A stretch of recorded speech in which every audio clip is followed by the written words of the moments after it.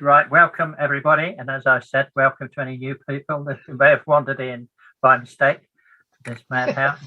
And in case if I don't say it, in case I forget later on, happy Christmas and all that stuff.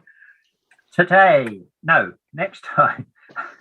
Our next meetings will obviously be after Christmas. I'm going to give Martin and Sean Christmas off. Thank you. 9th of January and the 23rd of January are the next two meetings. We were just saying that this is number 35, is it, Martin? Yes, I believe it is. So as we have 3 or 4 each session, that way over 100 presentations we've had over the last, since COVID hit us, which is astonishing. We certainly didn't think we were still doing this when we started. So thank you for all of you for turning up, being the audience, but also especially thank you to the people who have given presentations over this year and the previous year. We couldn't do it without you. We've got a full roster for the next 3, in fact, into the 6th of February. But we always want more people, especially people who haven't spoken before. So don't be shy. You know that nobody's going to be mean to you. Well, not many people are going to be mean to you here. So please do volunteer if you've got something that you think we might like.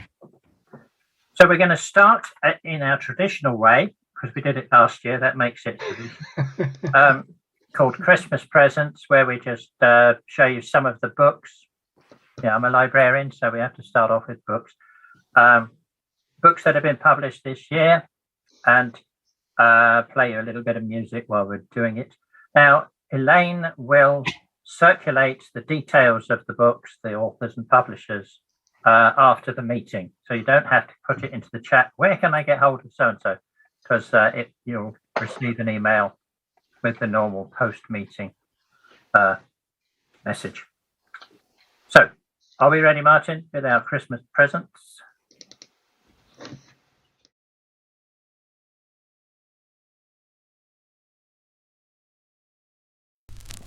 The holly and the ivy, now they are both full grown. Of all the trees that are in the wood, the holly tree bears a crown.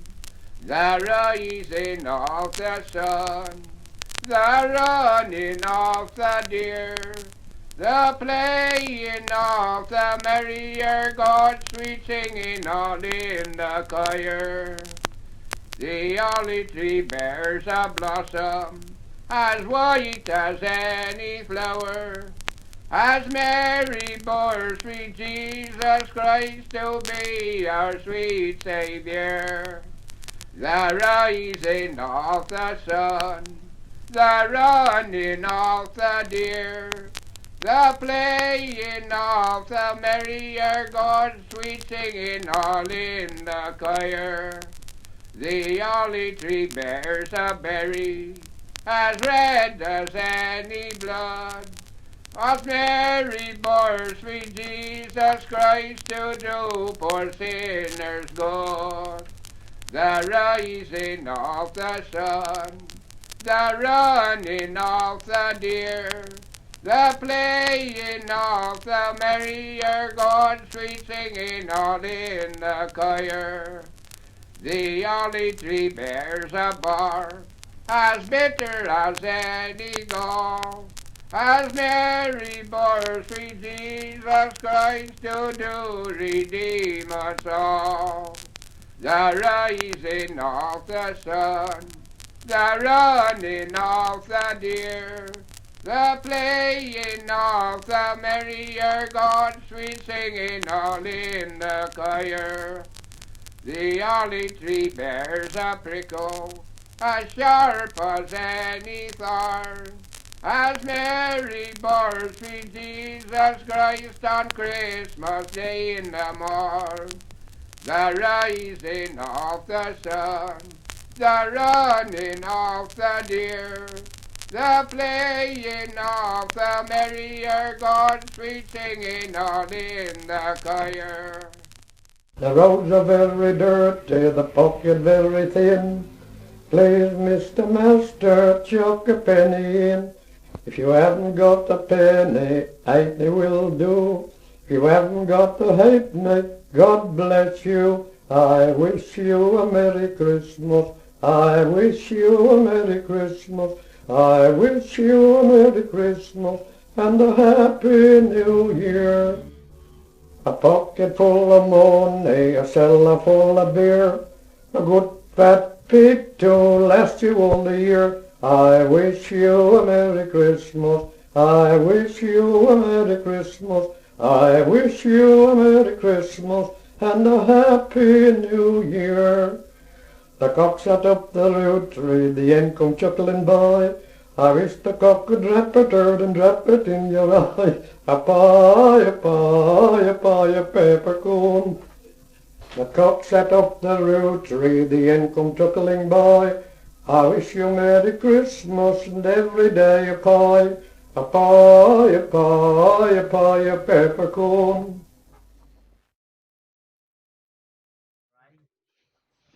So, without further ado, our first speaker, we have two speakers today, Sue and Vic. So Sue's going to start us off with Christmas in Cumbria.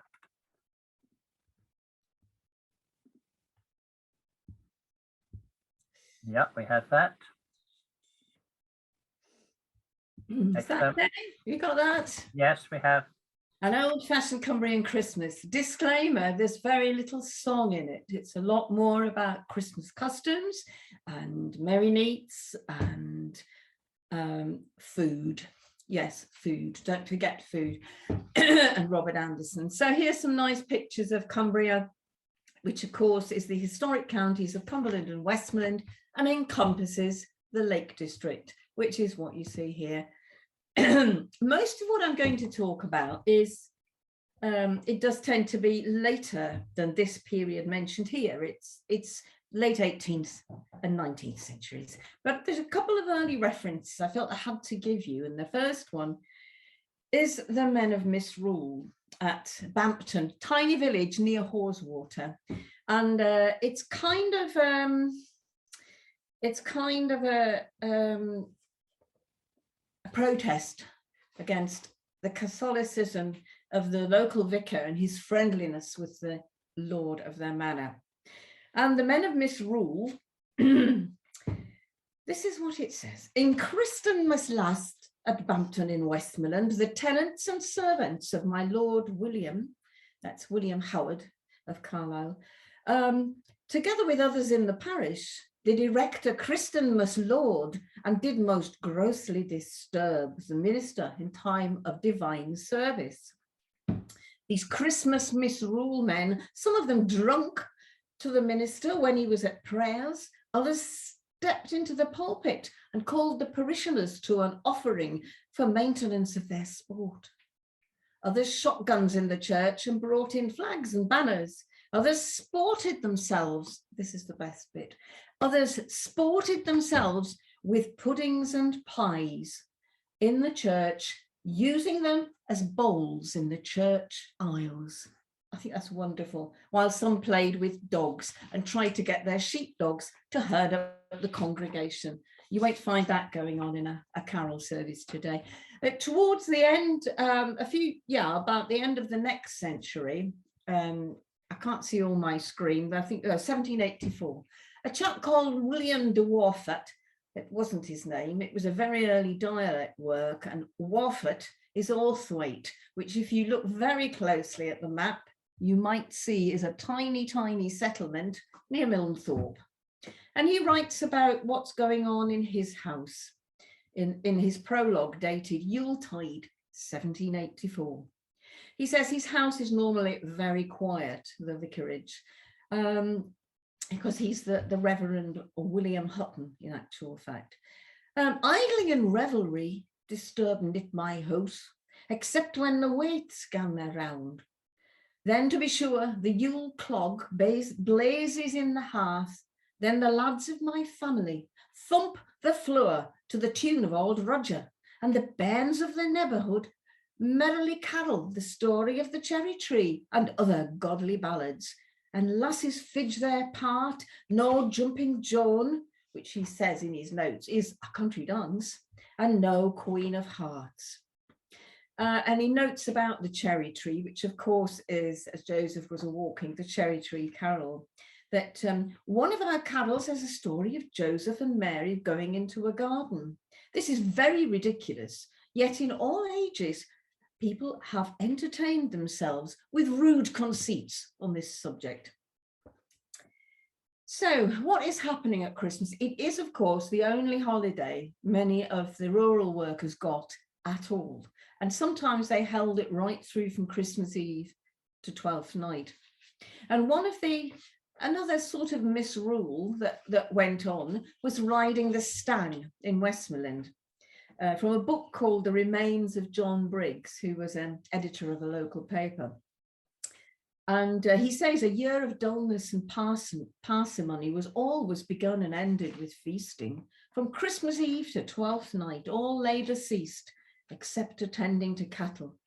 And the drudging miser who dared to violate this custom was punished by being elevated upon a long pole called the stang, and in this state borne through the village amid the huzzas of his neighbours.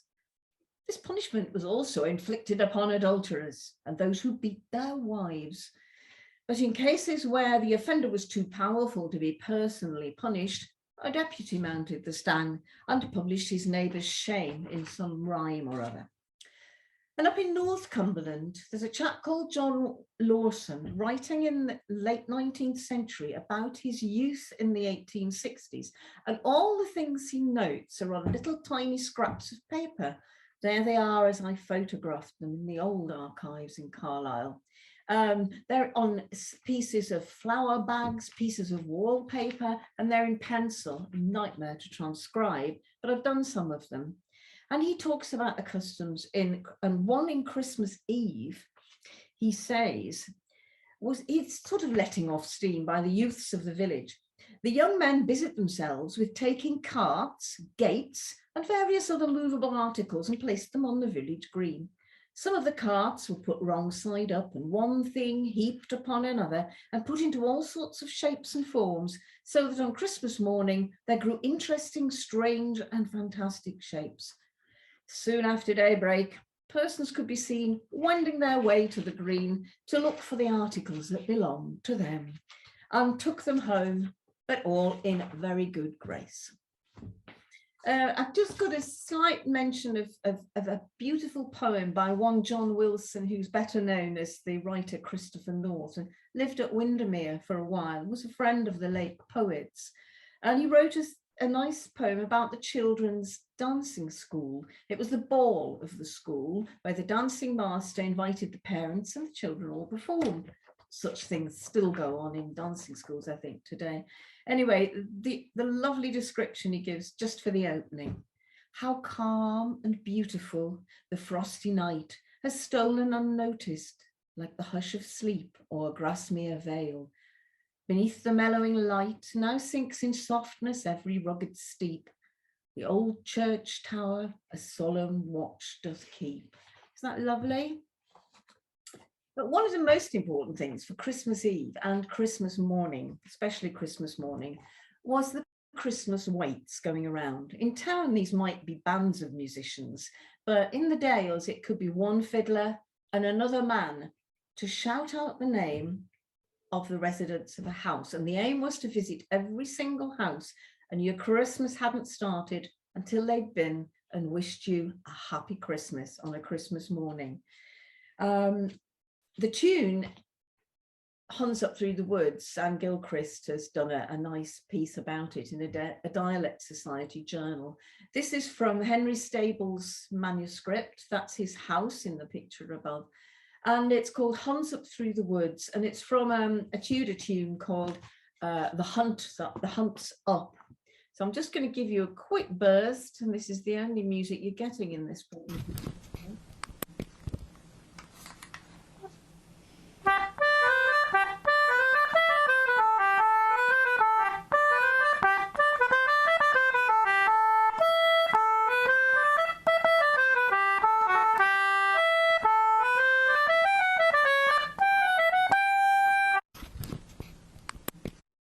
There we go. The hunt's up.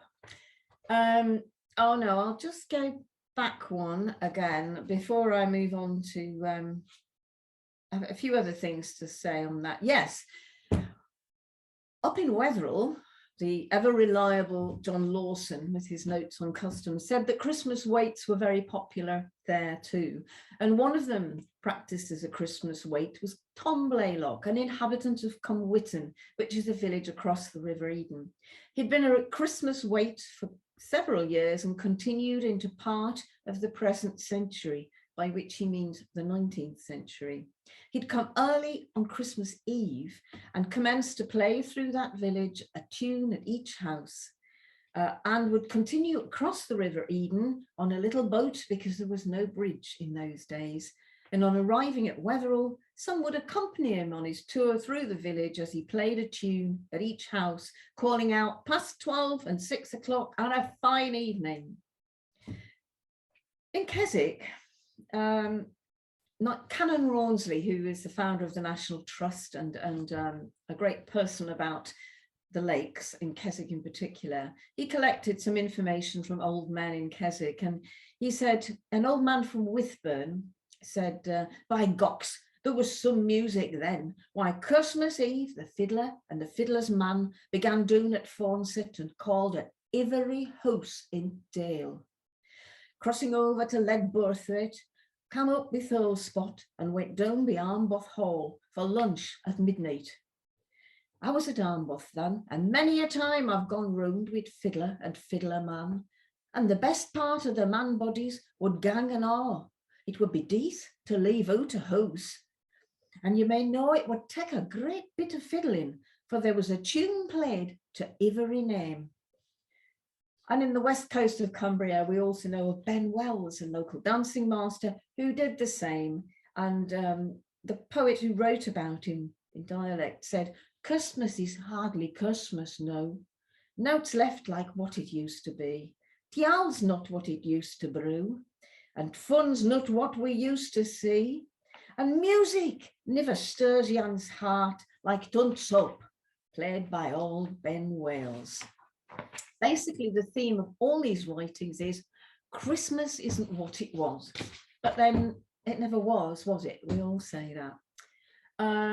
The Wordsworths have got to come into the Lake District, of course, but they weren't keen on Christmas, it seems, trying to look through their work. But Wordsworth writes about the waits in his introduction to the Duddon Valley Sonnets, and he says, the minstrels played their Christmas tune tonight beneath my cottage eaves. Keen was the air, but couldn't freeze nor check the music of the strings. So stout and hardy were the band that scraped the chords with strenuous hand. I think the impression given by that is there wasn't a lot of finesse to it, though. In general, the household didn't celebrate terribly well. That's Dove Cottage there in Grasmere, where the Wordsworth family lived. And Dorothy Wordsworth's diary notes, for example, in 1801, they walked to Rydal and then sat comfortably round the fire on Christmas Eve and read Chaucer, as you do. But I do have to include some carols, but I can't include many because there are very few I can find as recorded specifically from the Lake Counties, and almost all of them were collected by Anne Gilchrist. There was no great carol tradition like in the Peak District or Yorkshire. So these are the three. They'll be familiar to almost all of you. The second one is, of course, also I Saw Three Ships. And please note I've given their Roud numbers, Steve. Another Year is a Sheffield carol as well, or it's used as such, but it's actually the second half of a hymn called Passing Away, which I found in an old carol book of 1861, though in fact it was an American book. It was printed in Boston. So I'm sorry, that's all you're getting on song. I'm sure Vic will be able to delight us better in his presentation. But where would Christmas be without food and drink? You can read that quote from John Houseman in 1800. It's an interesting description, and it's Hacken, or Hacking, and that's a picture of it as drawn by Peter Breers, the food historian, in a book on Cumbrian food. And believe it or not, John Lawson says it was also popular in Wetherell. A favourite Christmas dish, a sort of pudding similar to a plum pudding, but boiled in a swine's maw, pig's stomach, though usually it's a calf. But Peter Breers says it's a local form of the long-established English haggis, which quite controversially, for some of you here, he claims was a dish cooked in this country probably for 1,000 years before the Scots mistakenly adopted it as a symbol of their national identity. Margaret Bennett, do not come back at me about that. It's not my words, it's Peter Breers. And in the 17th century, a gentleman in Cumberland said it was a tradition to give hackin for breakfast to the young male workers on Christmas morning. And if you want to get Peter Breers' book on Cumbrian food, he does give a modern recipe for it, and you don't need any animal's stomach for it, which you'll be pleased to hear. It would also have fruit and spices, because the port of Whitehaven was one of the largest ports, certainly on the west coast of the British Isles, and in spices and rum for rum butter, and dried fruits, yes, were imported through the port. And the main drink would be ale posset, which was mulled with spices again, and whole apples, which is in some parts of the country cider, not ale, and is called lamb's wool, and it's the same thing. It's called ale posset or pow saudi, which we'll come to later. Has that gone to the second? Whoa. No, there should be a second one of food and drink. Yes, puddings, pies and possets. I've mentioned the possets now, but pies were a big thing. Pies were definitely a big, very big thing if you go by that one.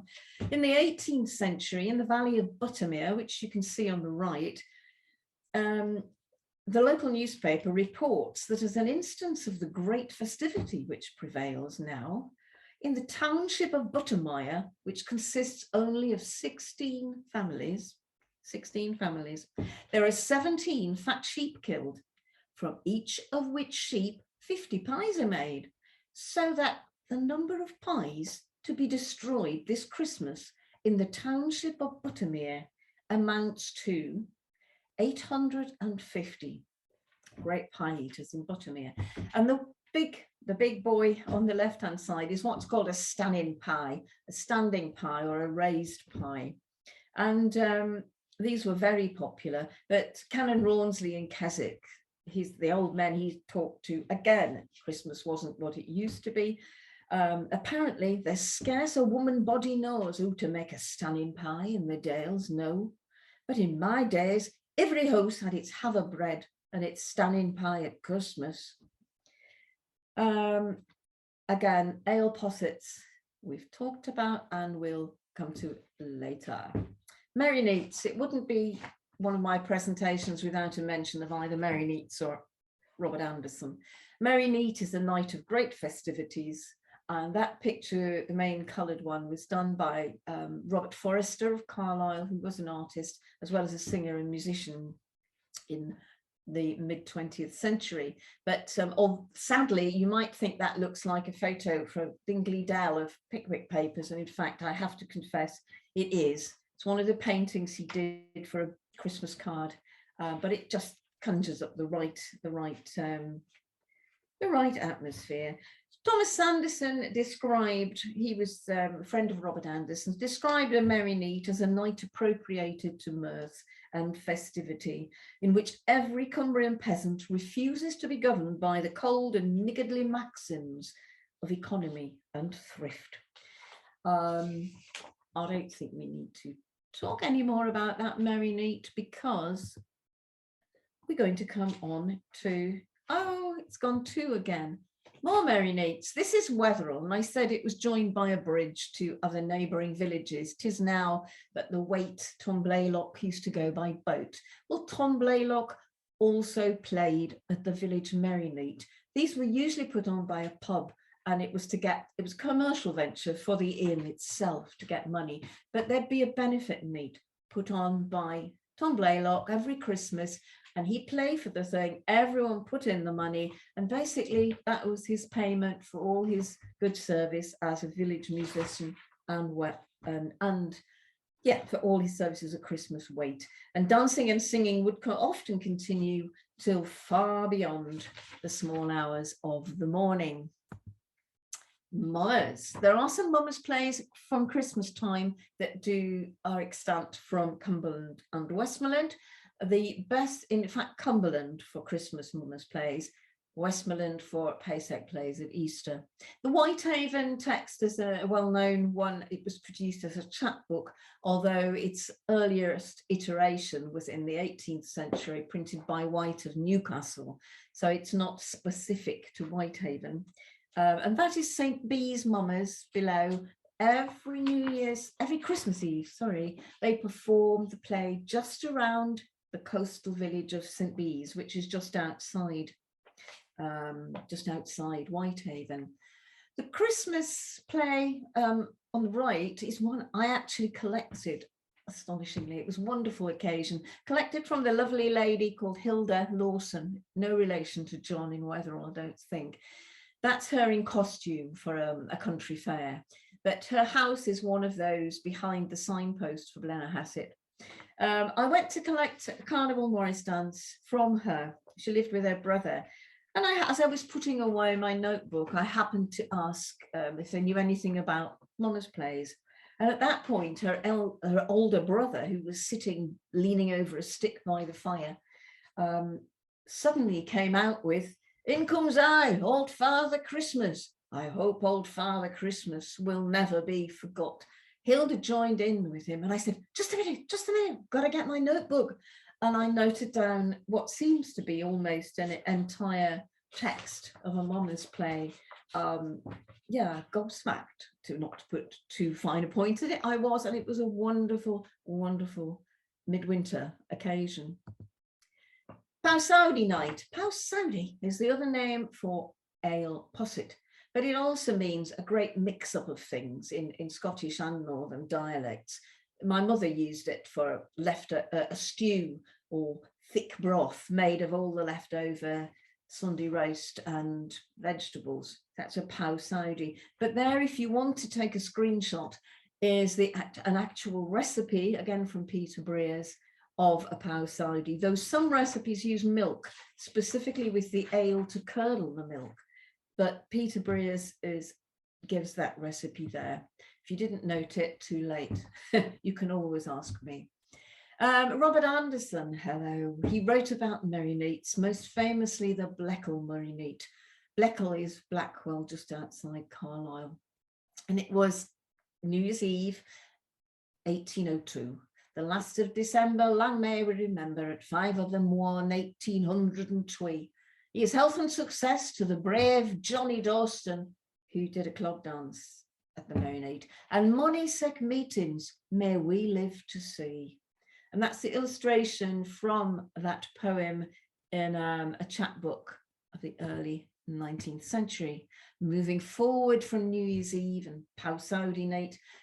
Powsowdy night was sometimes also Twelfth night, a movable feast, in other words. But the most importantly, this is a quite unusual custom, but very common to have a fire custom at this time of year. This is burning the holly tree in Brough on Stainmore, which is the town you now bypass on the A66, just as you rise to go over Stainmore and Brough. It's similar, I suppose, to tar barrel burning at Allendale. Is it marginally safer? I'm not sure. What they did was take a burning torch of holly through the town, and accompanied by the town band, the local residents all carried lighted torches and then set it up in the centre of the town, and rousing cheers would go on. It was then carried off to one of the local inns, where ale and spirits were drunk through into the early hours. And that's from a correspondent of William Hone in 1827. Coming back to a carol, I just thought, this first verse of Another Year is a great sentiment for us, don't you think, to take forward? We come again, we come again, we come with song again. So that's our motto for the next year. So that just leaves me to wish you all, in Tiny Tim's words, a Merry Christmas to us all. God bless us everyone. Thank you. Thank you, Sue. That's splendid.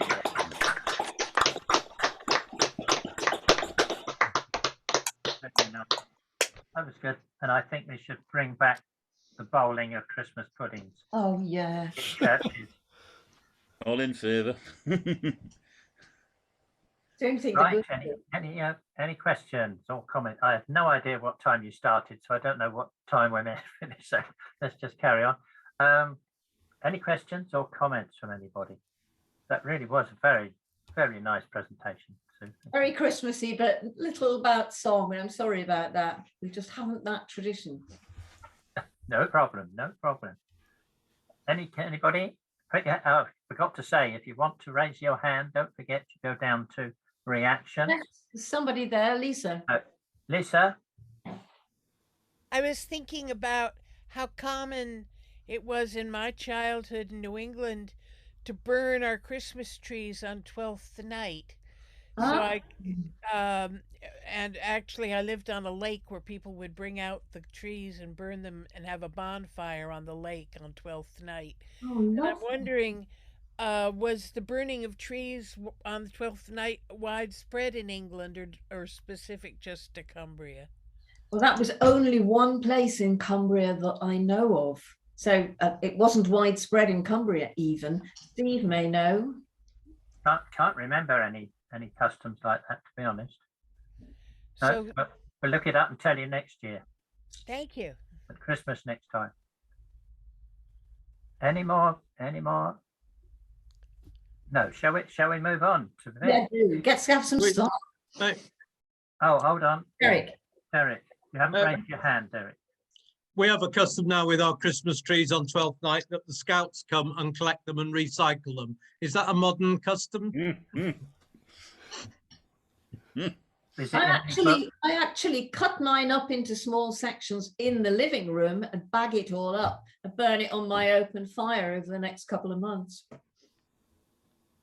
And you do that on 12th night? No, I don't. If I did that, the house would go on fire if I tried to burn the whole Christmas tree.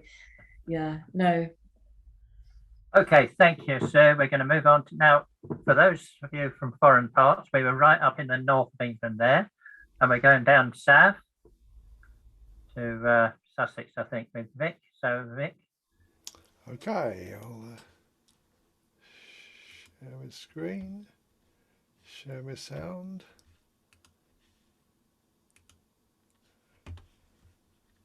Right, we have the screen. We have the screen. Okay, everyone here okay? We haven't got that full full screen. We haven't started your presentation, I don't think. Ah, right, okay, I've gone on to full screen. Go down to the bottom. Slideshow. Is that better? That's it, yeah. Right, okay. Fine. You dream up a title when Steve asked you, and local carols in context sort of tripped out of my mind. Actually, the context is pretty thin, but I think of each of the songs I'm going to look at, there's something interesting to say. Bottom right there, you've got an outline map of Sussex. East and West Sussex been divided since the 1970s into two counties administratively, although it tends to be thought of as one. And of course, the big thing down the bottom centre is Brighton and Hove, now a city. And below that is the English Channel. When I played in a barn dance band in that area, I said I never played much south of Brighton, so that was the limitation. Okay, I moved to Sussex. I lived there for 20 years, from 72 to 92, and I went there interested in traditional music. And one of the good things I did was catch an older generation. I didn't try and collect songs from them, but people like George Spicer and the Copper Family and Cyril Phillips. These are people I met and came across, and we had singing sessions that were really rather good. In 1973, I think it was, my friend Anne Loughran, then a young singer, said, "Oh, you're interested in country dance music. There's these quite interesting manuscripts in the Archaeological Society library in Lewes in East Sussex." And so I went in, And what it was the McDermott collection. It wasn't just, there were 5 quite remarkable books of country dance music, but there were 20 odd volumes of church music, and McDermott's own manuscript sort of scrapbooks, 2 big volumes of stuff. He tried to find out something about every parish in Sussex. I mean, he was a bit random. He was a bit all over the place. His interviewing technique consisted of sort of meeting an old person and talking to them, then coming home and writing down what he remembered. It wasn't exactly up to the minute oral history, but it was a very rich collection and served the basis of a lot of the work I did after that. In 1982, we issued a Sussex tune book, not, as some people say, the Sussex tune book. I don't think such a thing exists. Really taking from the manuscript books of village musicians. Sussex is, I think, a very beautiful county. It's interesting. There's lots of old stuff that's really quite fascinating. Saxon churches and so on. It's a bit crowded these days, and probably was when I was there. So let's have a quick look. The geography is fascinating. You've got the South Downs down here, great big rolling hills, now a national park, a lot of it. Brighton here, the Coppers live here between Newhaven and Brighton. Over the north here is where, up beyond Horsham, here is where the Broadwood family lived. These are people that are going to be part of this story. Up here, around there, where it's about the A or the L of Weald, it's is Burwash or Burwash, as they said. And the interesting thing is this geography creates a very different pattern of settlement and of farming. South Downs, great big capitalist farms, even in the 19th century. Coastal plain, you know, fertile market gardening, tomato houses, stuff like that. Up here, this is mostly clay, Wealden clay. It's claggy stuff. I lived about here, just on the edge of the green sand and the clay, and it was not much of a gardener, but it was terrible gardening. So it's a county. The interesting thing, it's sort of, you think of it opened up by the coming of the railways in the 1840s, but actually a lot of it was renowned for its backwardness. The farming on the Weald was really something like peasant farming. Just to give you an idea of population, that's a sort of rough, the red bits are the high population bits in the 20th, 21st century. This is more what it looked like in the 19th. You can see, so there are areas around here on the High Weald that really were quite remote, even though we're talking 40 miles from London. And the agricultural reformers who came there despaired of the local peasant farmers. That's the word they used, and rightly so in some ways. A very good historian called Mick Reed has done excellent work on the nature of almost subsistence farming in the area, until of course the trains came along, and this became the great area for chicken cramming. You would get a machine and you would force feed a chicken like you would foie gras, and these so-called Surrey fowls would be sent from places like Heathfield and Buxted. Ever had a Buxted chicken? Up to London, and really became quite a big industry in that area. So that's the sort of background. I'm going to look at 3 songs if I've got time. The first is the old Wassel Song from John Broadwood's Old English Songs. You can see on the right hand side of the slide this wonderful title page. We thought for years this was 1843, this book. We now think it's 1847.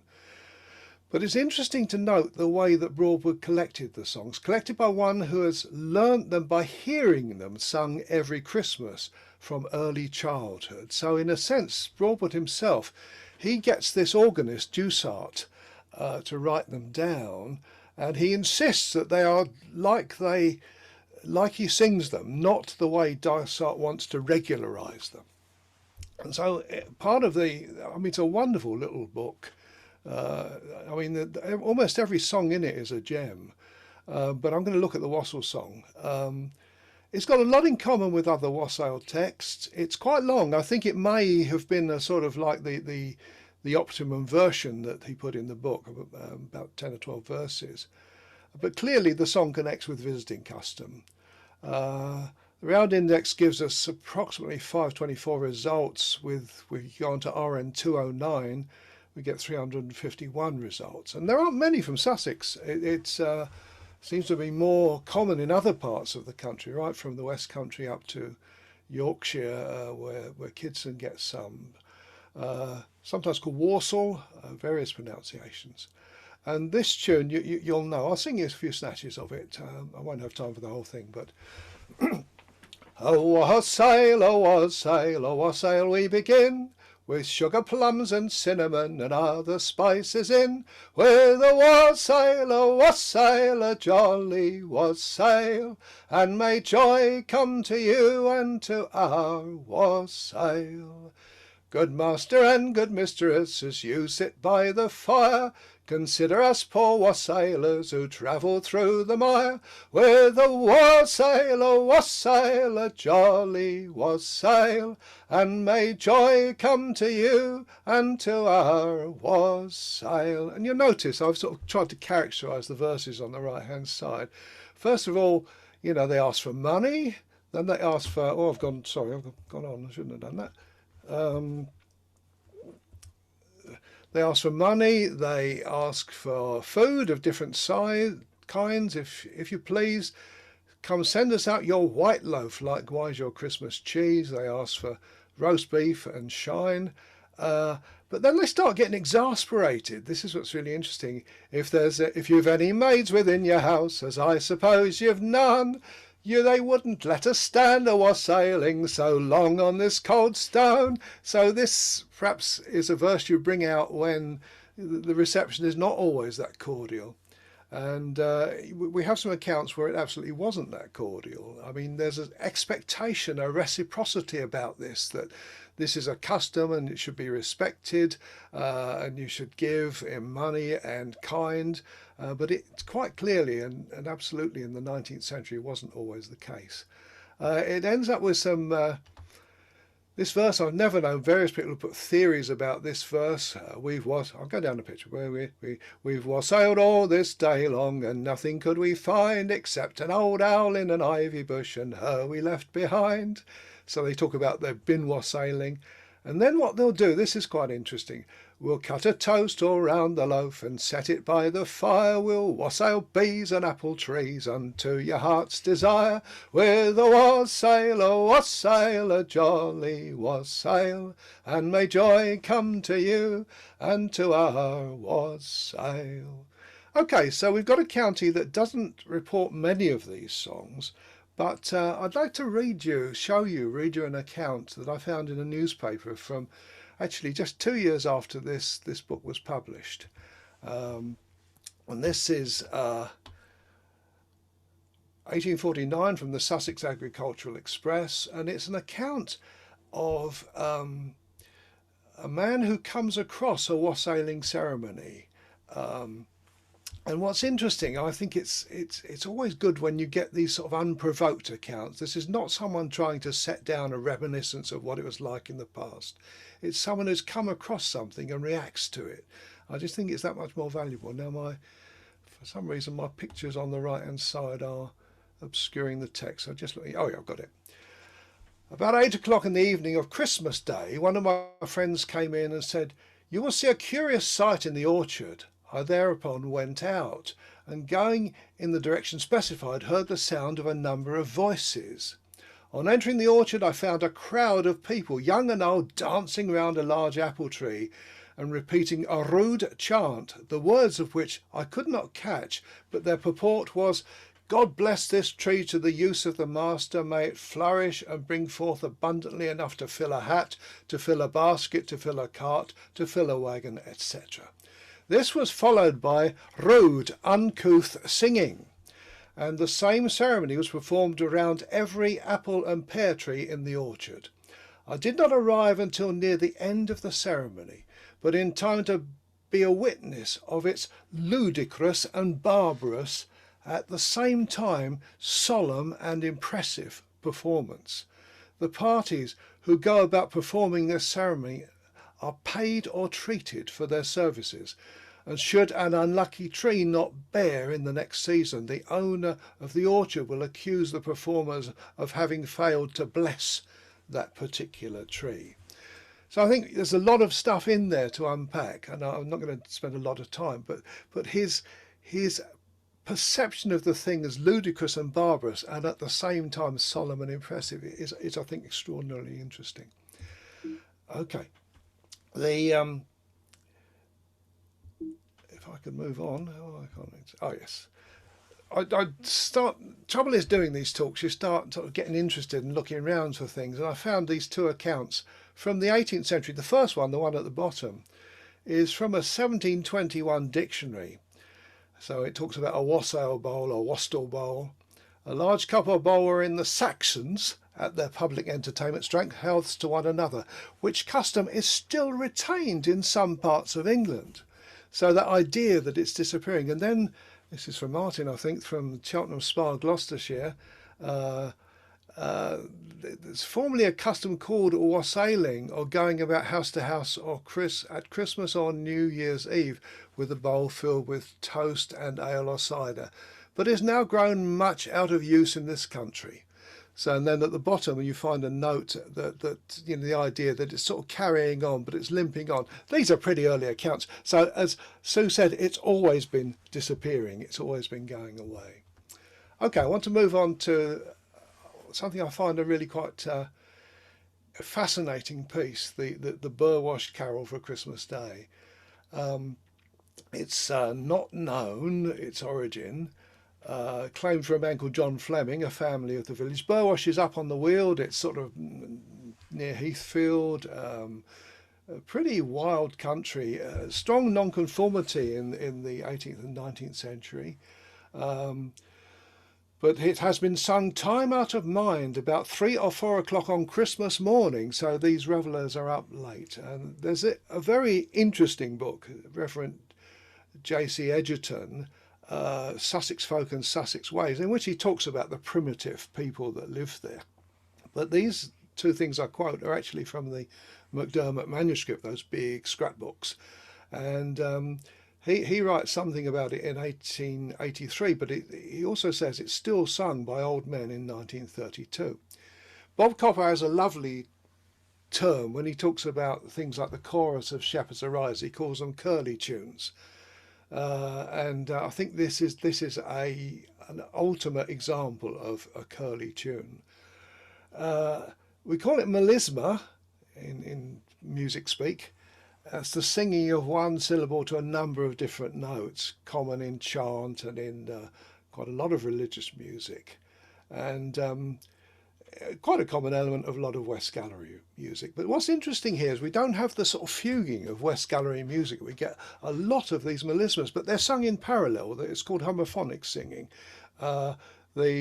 Each parts run exactly to the same words. It's not fuguing, and the harmonies are mostly in thirds, fourths, fifths and sixths. There's the occasional fourth and octave in it. I'm going to play it to you. I ran workshops. I need to rediscover these recordings recently with Sheila's help. That I ran harmony workshops at the Sidmouth Festival in the 1980s. So the recordings are not fantastic, but we did have a go at some of this stuff. So have a listen. I'll see how the time's going, and we'll play one verse or maybe more. It's definitely a curly tune. So the Burwash Carol.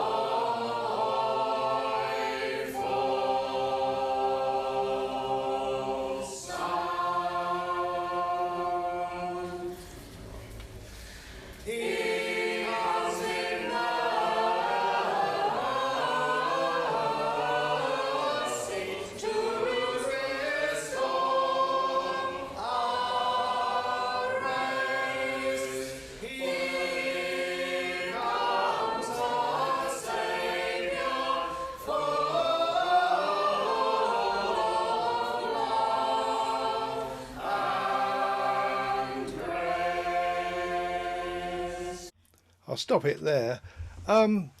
It's I still find it a really surprising piece in all sorts of ways.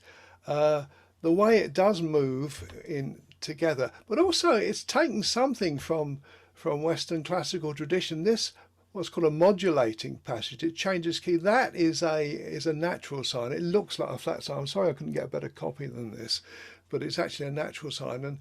And this is what's called a modulation to the dominant key. This where we start in F major and we're in C at this point, but it's gone to it via a sort of interim quick G here. Very interesting stuff. It's got some features of the old psalm tunes. These long notes at the end. Sort of called gathering notes sometimes, and it just the whole thing really I find quite surprising. I still don't know anything quite like it as a piece, but would love to see if other people have turned up things like it. Okay, one quick look at another song.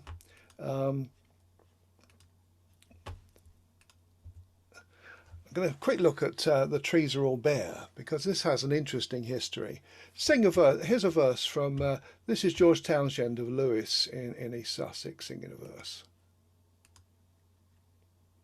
The trees, they're all bare, not one green leaf to be seen, and more meadows mew at the lawns. As for the leaves, they are all fallen from the trees, and the streams are fast, and the streams are fast bound down by the fronds. What's interesting about this song is that it's has fairly widespread in terms of being collected from quite a few different people. I've put a list there. That's George Townshend. Versions were known. The Coppers sing it, and it sort of seems to be around the South Downs that it's widely known. There was a Sussex County magazine 4-part harmony version published in the 30s, which came from Cooksbridge, which is just north of Lewes. There's also known around the sort of area of the Surrey-Sussex border, the Lingfield area, and I came across a thing the other day where there's 24 copies of it in a local history library in Lingfield. It's little reported elsewhere. I found, going through the Roud Index, I found a version from Nottinghamshire.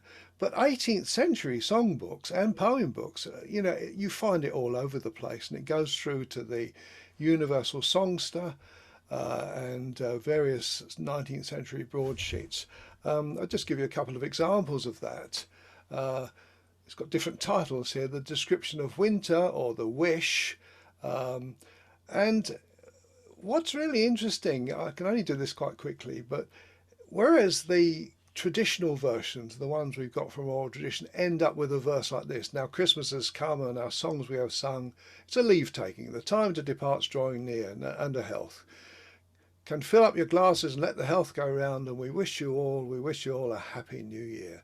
But the traditional versions are really a description of winter, the pigeons, the cows, the dairymaid finding ice in her cream and so on. In the older versions you find bits about lasses and fairies and witches, but that's absent in the traditional verses. And you find this very high flown last verse: Heaven grant in this season it may be my lot, with the nymph whom I love and admire, whilst the icicles hang from the ears of my cot, I may thither in safety retire, where in neatness and quiet and free from surprise we may live and no hardships endure, nor feel any turbulent passions arise, but such as each other may cure. There's slight suggestiveness in there, but there we are. But there's even a peasant gets into this. What is it? While the peasant inactive stands shivering with cold. We lose the peasant in the traditional version. So I think there's a good study to be done of this song, I really think. it's an example of what Tom Pettit has called creative reduction. I think I love that term. I'm going to go back and just play you a verse of the 4-part version, this one that was written down. Again, this was done at a workshop at Sidmouth, and the tenors are far too near the microphone. It's not a good balanced recording, but it does give you an idea of what the 4-part version sounds like. And this is clearly a song that moves between a sort of choral setting and popular usage. And you know, we think of the Home Firth Anthem is from West Yorkshire is quite similar in that way. So here we go. This is it in 4-part harmony. You can hear Eddie Upton if any of you know him. He's making a lot of singing.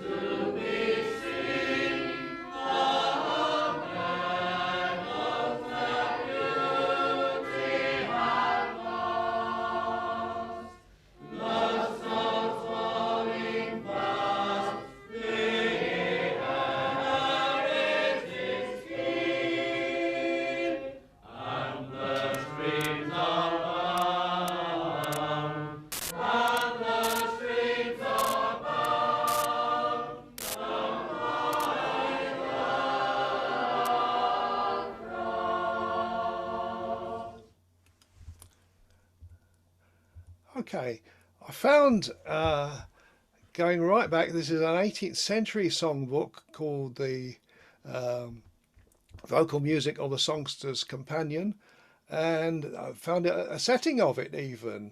It's got those old words with that funny last verse. The music is totally different. I'll get it wrong if I try and sing it off the sheet, but it really isn't the same tune at all. So this song has been going since the 18th century. About 1760 is the earliest time I've found it, and it seems to have kept a fair degree of popularity right the way through, because here, right in the late 19th century, we find an artist by the wonderful name of Francis Donkin Bedford producing a book of nursery rhymes in which he quotes a good bit of The Trees They Are All Bare, calling it a winter song, and gives us this sort of late 19th century, is it an arts and crafty sort of illustration. Okay, there's a lovely study for someone to do on that song. It won't be me, I've got too many other things to do, but it's really quite an interesting piece in terms of its widespread printed history, and yet its confinement to one area in oral tradition. So I'll make a few conclusions. So local carols, as far as I can see, looking at these Sussex examples, just a few of them, are sometimes adopted, they're sometimes acquired, they're sometimes created locally. We do know of creation locally, like the Burwash example is probably that. They often became associated with particular places and got the place name. We looked at the Burwash Carol, but there's also a Falmer Carol, there's a Ditchling Carol. An identity is created between the piece and the particular village which takes it up. Sometimes, like The Trees Are All Bare, it can be very widespread in an area without acquiring a place name. And we do seem to have this movement between choral pieces and songs that are in popular tradition. Now, they often survive. I started looking again at some of this old antiquarian literature, and it seems to be everywhere from the late 19th century, and it's often got really interesting stuff in it. It's one of the areas that I certainly used it when I was working on Sussex, and it's something that we could do well to return to, particularly if you're looking at a certain area. I mean, vicars in the late 19th century seemed to need to write something about their place, and I mean, I'm overstating, but that's an interesting sort of thing. One caveat is we don't know what we don't know. I mean, the amount of stuff that's survived, you know, I really find drawing conclusions from this. The song may have been, Trees Are All Bare may have been much more widespread. We don't actually know. It certainly cropped up in Sussex a few times, but there's, you know, there's a lot of stuff we don't know, and there's a lot of stuff we're never going to know exactly. So we always have to be sort of fairly guarded in generalizations we make. Anyway, I hope you found that interesting. I've certainly found it very good to go back to material that I'd looked at in the past and you know, was an important part of my life. Thank you all very much.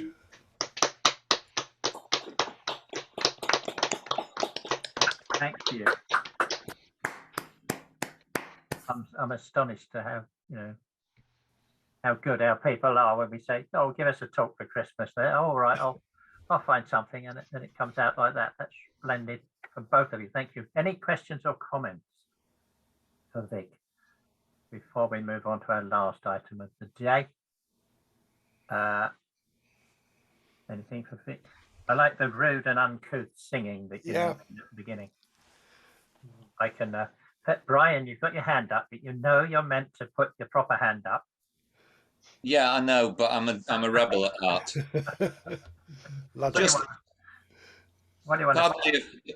Pardon me if Vic mentioned it or probably knew it already, but that verse about the owl and the tree belongs to the three jolly huntsmen or the three drunken huntsmen, the Englishman, Irishman, and Scotsman thing. That was all I wanted to say. Well, these things get about, don't they? I mean, the God Bless the Master of This House crops up in what are called tip-tearers songs in Sussex. That's the tip-tearers were mummers. It was just a local word for that. Yeah, I mean, I think belongs to is sometimes a bit overstated because, you know, the stuff is fluid. It just flows around. You find the earliest version, it's always interesting. But I mean, the idiom we're dealing with is essentially fluid, I think. Yeah, thanks, Vic. Fascinating talk, as indeed was Sue's. Thank you.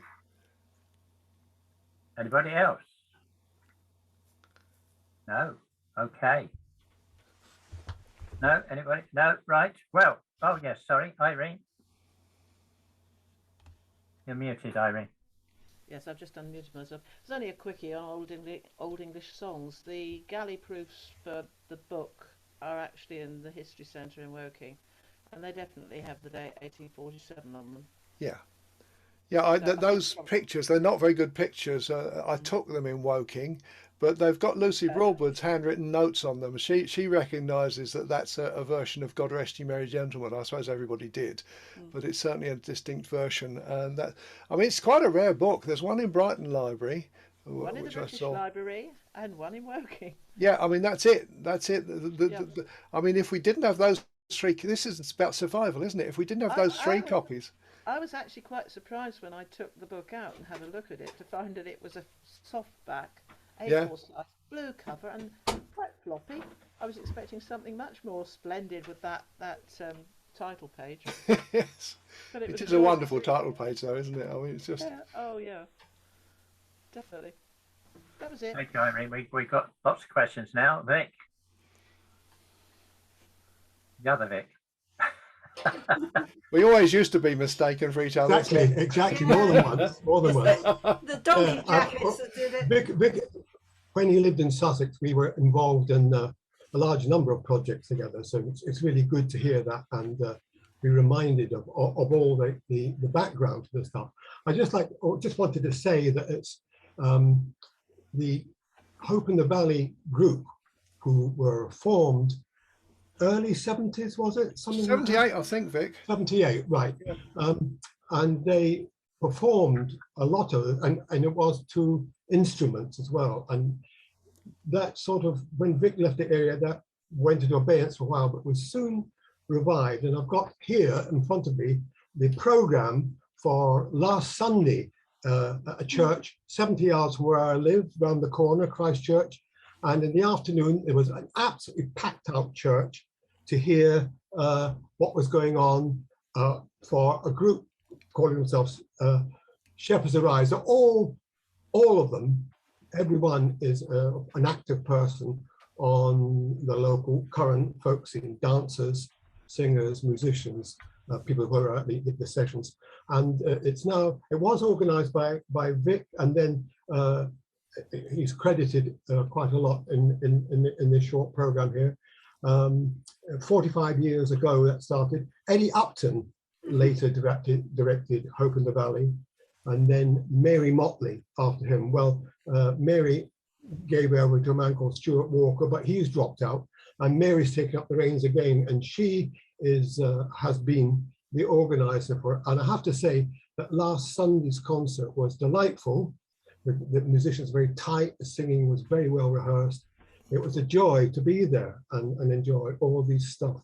And of course, virtually everything that Vic has mentioned there came up as part of the program. I could perhaps send a scan of the program to Martin to be included in the notes. I think it'd be quite interesting to do that. Okay, thank you. Please do it. Thank you. We've got to move on. Lisa, last question from Lisa. You're muted, Lisa. I sing a song that came to Maine by way of Nova Scotia called Time to Remember the Poor, or Cold Winter is Past. And it originally appeared in Kidson in the 19th century, but really went through a lot of permutations as it went through oral tradition in Nova Scotia to Maine, to the collections from Gary Grover. And it's a wonderful song, and in which she really dwells on the song dwells on the coldness of winter in two aspects. One, the suffering of the animals and the trees getting ready for winter. The other is the joy of ice skating and the roar of the fire. But then there's definitely a soon the time, it finishes up with, soon the time will be here that our Savior was born. Let the ends of the earth all rejoice. Saints, angels, and men, hallelujah, will sing, and the rich shall lie down with the poor. And I'm wondering if you have any indication in your Sussex songs, or perhaps more broadly in the carols in general, there is sort of a remember me and give me some money stuff that goes on at the end of the Wassel songs. But I'm wondering if you get any sense of this, the rich shall lie down with the poor aspects in the carols that you've looked at. There's one good example of that. It's often known as the Ditchling Carol. Ditchling is a village sort of north of Brighton, and it's actually, I traced the words. It's called "Be Merry All," but it's all about remembering the poor at Christmas. You know, I can't do it off the top of my head, but it's a very interesting piece because it's in two time signatures, the chorus and the verse. The verse is in 3 time, the chorus is in 4 time, and it shifts from major to minor. I think it's written by a local shoemaker in terms of the tune. And the words, I certainly found a broadside of it. So I think it's that sort of case where a more widespread song has been circulating on a broadsheet. But it is quite good. I mean, I could probably send you a copy of it if you'd like. Thank you. I'll my email in the chat. Yeah, no, that's fine. And yeah, it certainly has that theme of remember the poor. The poor have only Christmas, I think is one line from it.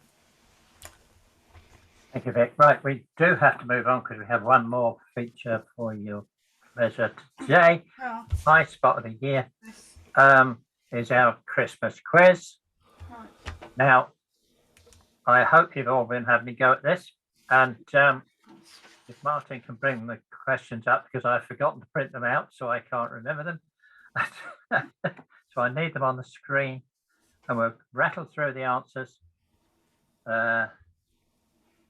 That's it. So here we go. Female names. Yep. Who usually gets 10,000 times? 10,000 of Jews? Nancy? Is a Jew, sweet, lovely Nancy, 10,000 times Jew. Number 2, who is lovely, and it could have been Blooming, of course, from Edinburgh Town, which is what's her name? Caroline. I've got to remember the answers. Blooming Caroline from Edinburgh Town. Number 3, have to speed it up a bit, Martin, I think. Who had 7 or even 9 joys? Mary, of course, the Virgin Mary. Yeah. Not any other sort of Mary. And who was the darling? Capital D for the darling. So that gives you a clue that it's Grace Darling. Grace Darling. The brave, the stormy sea. Places. Where was she going? Aylesbury, of course. don't think anything else ever happened in Aylesbury. Poor Caroline and her sister, that's the Folkestone murder. Folkestone down in Sussex. What, well, this was a silly one. Bladen.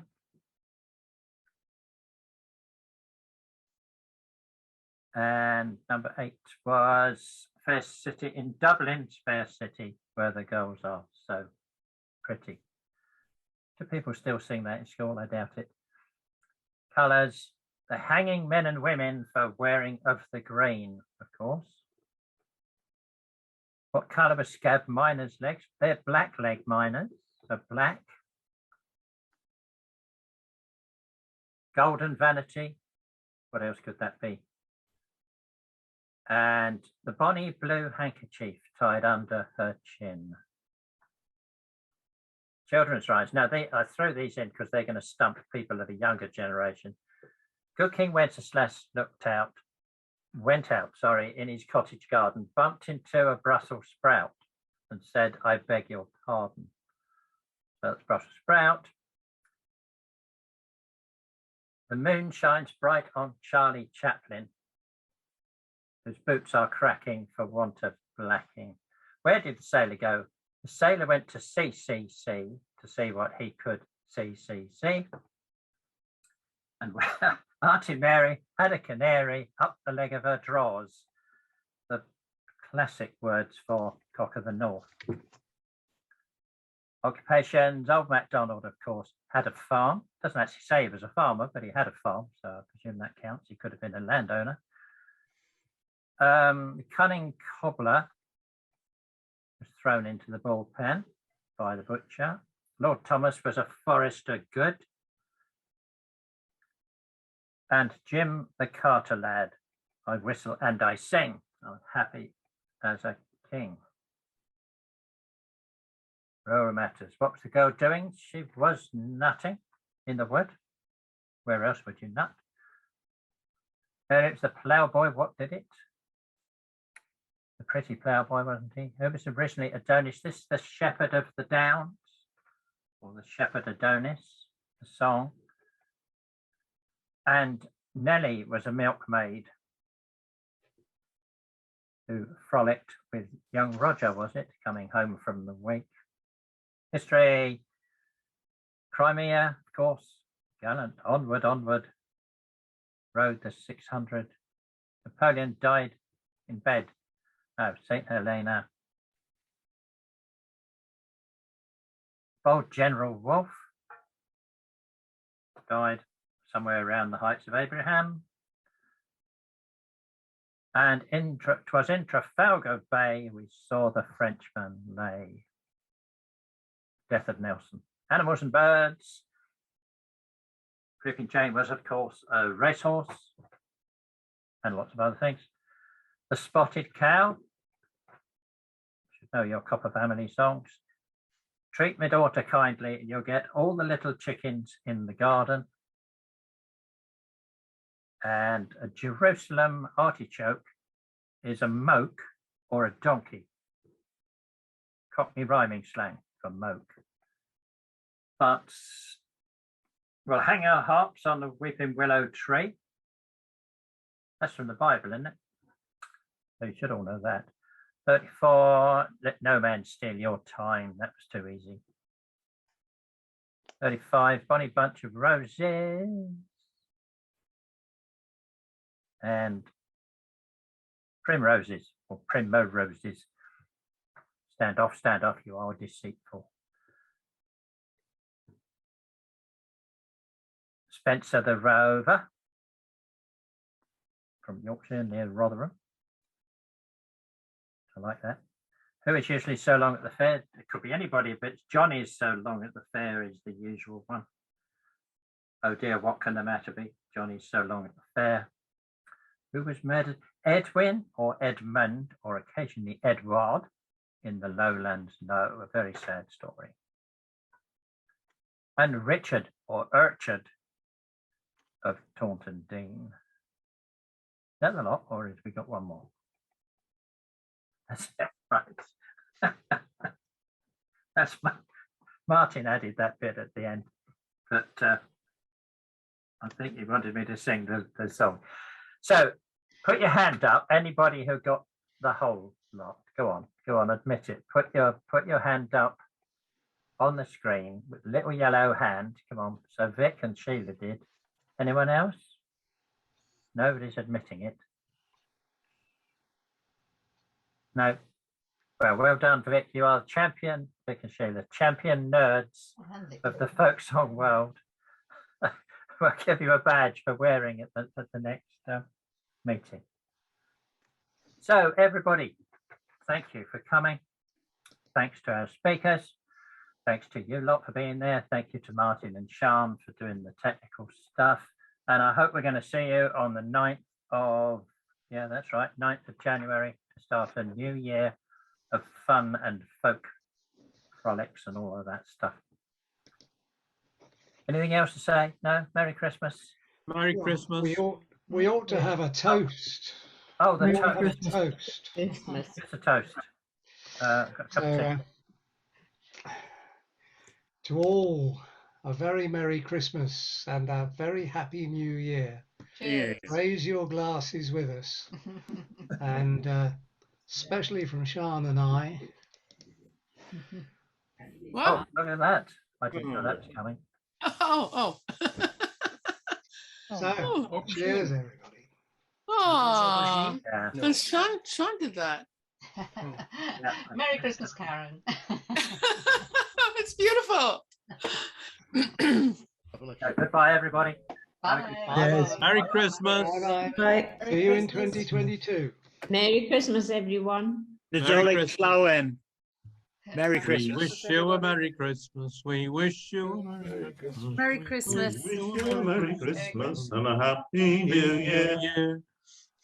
We've had enough singing for one day. Never, no. We all enjoyed it. Go on, Steve. Give us a song. Yeah. Sorry. I've. Oh dear, I'm muted.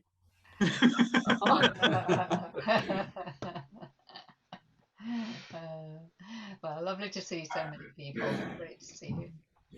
I was told to protest that the girl was from Salisbury. Oh. Yeah, there were a few dodgy answers there. Yes. At least 4 others. A pocket full of money, a cellar full of beer.